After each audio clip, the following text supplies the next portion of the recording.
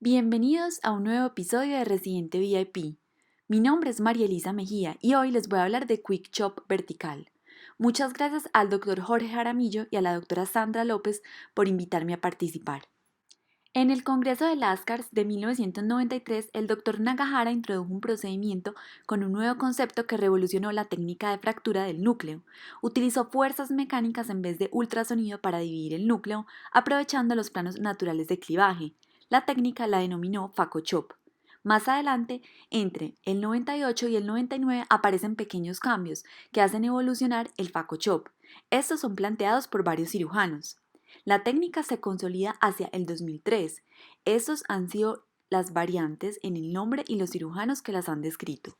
Las técnicas de Faco Chop también se conocen como non-stop Faco Chop, donde iniciamos y continuamos con chop sin detenernos a realizar ningún surco, como en el stop and chop. Con esta técnica de fractura creamos vectores de movimiento a partir de energía mecánica.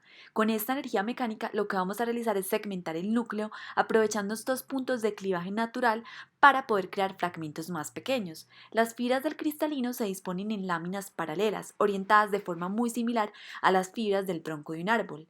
Nakahara observó que con muy poca fuerza, pero orientada de forma paralela a las lamelas, resulta muy fácil dividir el núcleo en dos, aprovechando estos planos naturales de clivaje. La idea surgió al ver cortar leña con una hacha.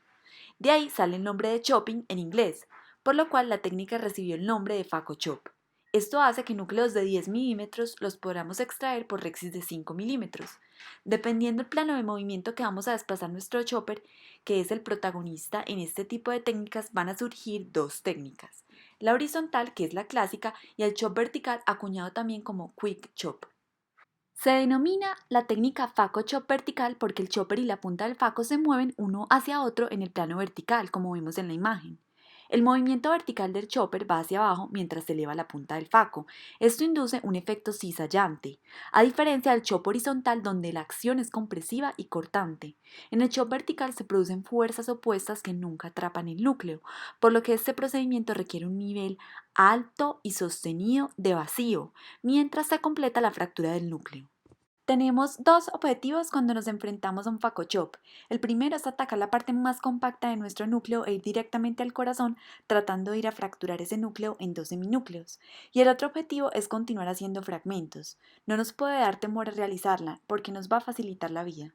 La técnica de Faco Chop vertical tiene varias ventajas. Nos va a permitir ahorrar tiempo quirúrgico. Vamos a ahorrar ultrasonido. Va a haber más control y cuidado sonular, donde debemos ser más dóciles a la hora de tratar estas cataratas avanzadas. En casos de poca dilatación podemos trabajar en el área pupilar sin problema. Y en casos de cataratas duras, que más adelante lo revisaremos. Con respecto a los pasos de la catarata, en el Faco Chop vertical, en la paracentesis se recomienda realizarlo un poco más distal a la incisión principal, más o menos a 60 grados. Podemos ver cómo ingresando con estos grados la posición del chopper queda de forma paralela justo al lado de la punta del faco, permitiéndonos hacer esta técnica. Debemos recordar que el chopper se introduce siempre girándolo 90 grados para poder introducirlo por la paracentesis y una vez ingresado se rota nuevamente. En cuanto a la rexis, si bien por cualquier tipo de Faco Chop se recomienda realizar una rexis amplia porque esta nos va a permitir la extracción de los fragmentos más fácil y nos limita a que la rexis anterior, si está pequeña, haga una especie de compactamiento y no nos permita sacar los fragmentos. En cuanto a la hidrodisección e hidrodelaminación, no va a variar en general. Se va a realizar de acuerdo a la dureza de la catarata que tengamos. Acá todo sucede en el centro. Mis movimientos se van a realizar en los 3 a 4 milímetros centrales de la catarata y los dos protagonistas claves van a ser el chopper y la punta de faco. Utilizamos un chopper cuya principal característica es su terminación en punta y afilada para poder penetrar en el núcleo. El trayecto del chopper es hasta la profundidad donde se sitúa la punta del faco. La longitud varía entre 1 a 1,75 milímetros, empleándose los más largos en los núcleos más duros. No debemos tener temor de utilizarlo, pues recordar que el diámetro del cristalino puede ser hasta de 4,5 milímetros, entonces estaríamos muy lejos de llegar a la cápsula posterior, a no ser que estemos en la periferia y no en el centro. Los movimientos que realizamos son simples, lentos, precisos y orientados verticalmente, con la ventaja de ser realizados en la parte central del núcleo bajo constante visualización. Los choppers más agresivos, es decir, más afilados y largos, son los que se deben de emplear en cataratas más duras. De este tipo son los choppers de Nichamin, donde en todo el extremo tiene un filo muy puntiagudo, y el de Karate, que tiene una punta más afilada y larga, como vemos en la imagen. Para los núcleos que no son tan duros utilizamos el chopper de Rosen, que es poco afilado, corto y fácil de manejar. Está el chopper de Fukasaku, que combina la función de chop con la de retractor de iris mediante una muesca que contiene. La misión que tiene la punta de Faco en la técnica de Faco Chop es fijar y sujetar el núcleo mientras que el chopper lo divide. Para llegar a fijar el núcleo, primero tiene que penetrar en el mismo lo más profundo y central posible. La fuerza de sujeción es proporcional al vacío y a la superficie de la punta del faco, por lo cual sería más útil usar la punta de faco biselada de 45 grados, ya que nos va a proporcionar mayor área de superficie y por ende mayor fuerza de sujeción y mayor construcción del vacío. También es aconsejable retraer un poco más el manguito de silicona exponiendo más la aguja de metal para maximizar la penetración y conseguir un fuerte agarre del núcleo. Los parámetros que utilizamos en el Faco Chop vertical son similares al horizontal, con una diferencia. Acá se usa un vacío más alto para permitir el agarre del núcleo. Se han descrito vacíos hasta de 600 milímetros de mercurio. Entonces, para la parte del chop vamos a utilizar vacíos altos y fijos. Vamos a utilizar ultrasonido en modo burst con el IP apagado y ráfagas de corta duración. Para las partes de emulsificación de fragmentos vamos a utilizar un vacío lineal, más o menos 450 milímetros de mercurio, con un ultrasonido en hiperpulso y el IP encendido. Lo que dice la literatura es que todos los planos de movimiento se van a realizar en el plano vertical, es decir, la punta del chopper y la punta del faco se van a encontrar y van a hacer un movimiento en el plano vertical. Normalmente el chopper se desplaza hacia abajo y la pieza de mano hacia arriba, intentando hacer un movimiento de cizallamiento. Esta es la teoría, pero realmente se hace otro movimiento que es más efectivo para realizar la técnica de faco chop vertical, que en la siguiente diapositiva observaremos. Vamos a insertar la pieza de faco por la principal cerca de la rexis, buscando ese núcleo central que no supere el heminúcleo distal, exactamente en el corazón del núcleo, y el centro de la catarata que va a permitir un mejor agarre. Si yo supero este heminúcleo distal, me va a quedar la punta muy superficial y no se va a permitir hacer una fractura efectiva. Esta foto es ilustrativa porque no vamos a introducir la capucha del silicón dentro del núcleo, sino que solamente la punta de faco. Por eso es importante optimizar el agarre retrayendo el capuchón de silicón 2 milímetros, tip que ya mencionamos. Inicialmente hago una ráfaga pequeña de ultrasonido y luego sostengo el pedal en posición 2. Posteriormente posicionamos el chopper, que se describe que debe ser más o menos 1 milímetro paralelo a la punta del faco, algunos dicen un poco anterior, y luego hacemos un movimiento que se describe en J o L. Es como si quisiera llevar el chopper hacia mí y la punta del faco hacia adelante, formando cada uno una J o L y luego hacia lateral, separando los dos heminúcleos y también permitir esa fractura de la placa posterior del núcleo, siempre teniendo en cuenta que las puntas no se pueden tocar, porque si se tocan se pierde el holding power o esa sujeción que se está realizando. Asimismo, rotamos los 12 minúcleos y continuamos haciendo fragmentos de 4 a 8 dependiendo de la dureza. Entre mayor dureza, mayor fragmento debemos de crear. Y no necesariamente tengo que soltar el fragmento que acabe de fracturar.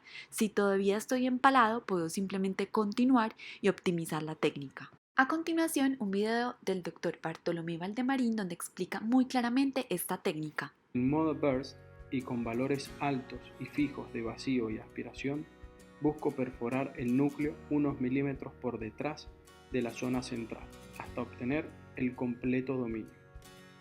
El chopper vertical debe ingresar en el núcleo unos milímetros por delante de nuestra punta de faco. Es importante visualizar la capsulorhexis para evitar el daño capsular. Mi técnica consiste en dibujar una letra L. Primero perforar de forma vertical para luego acercar el chopper a la punta de faco. Así logramos una fractura lineal de nuestro núcleo. Debemos realizar la cantidad de fragmentos necesarios según la dureza del cristalino.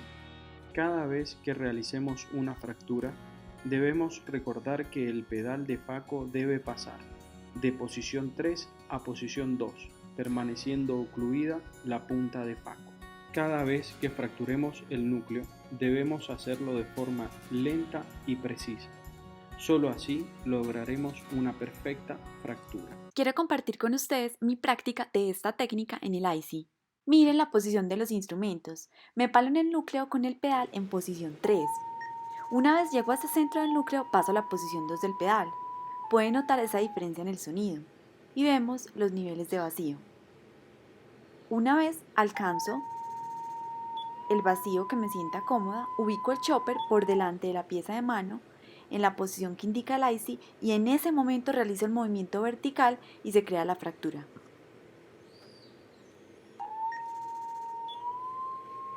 En los casos especiales están las cataratas densas.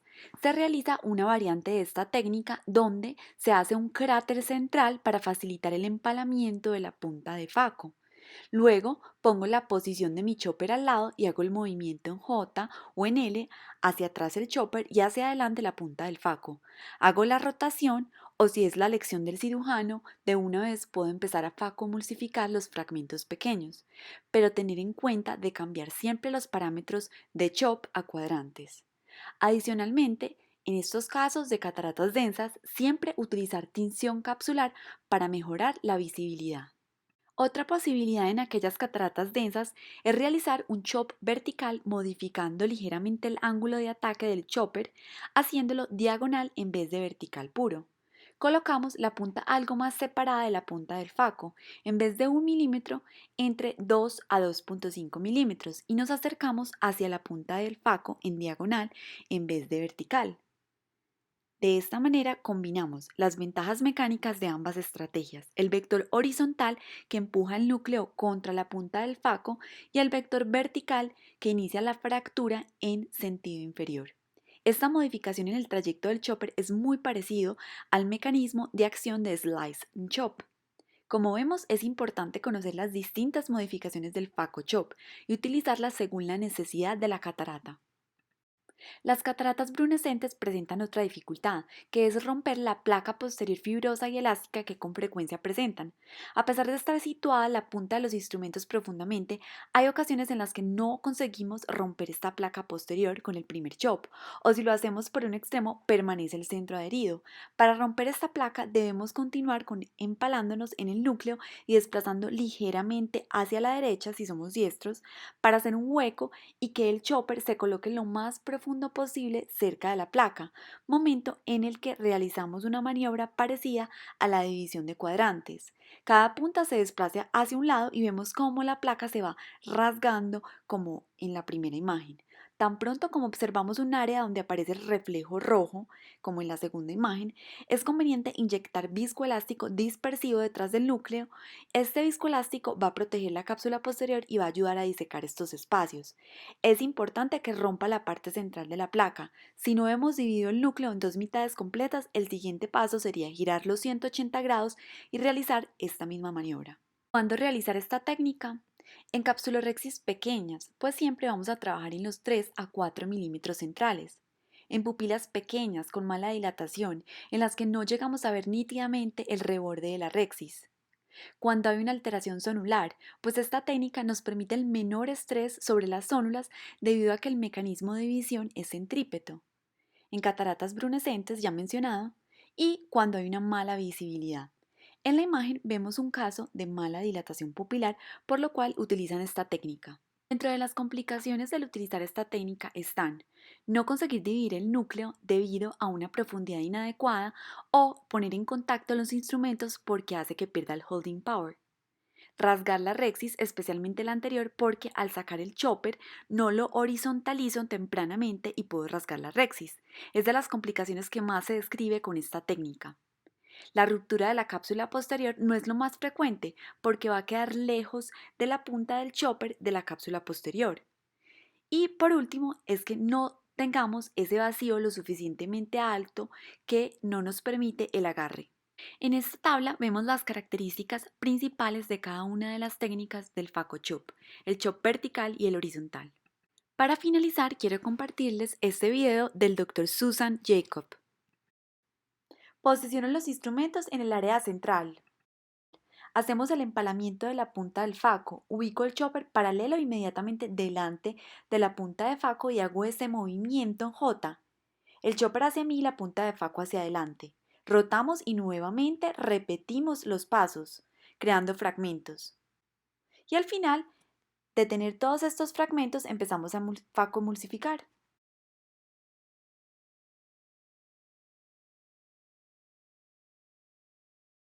Muchas gracias y espero que les haya gustado.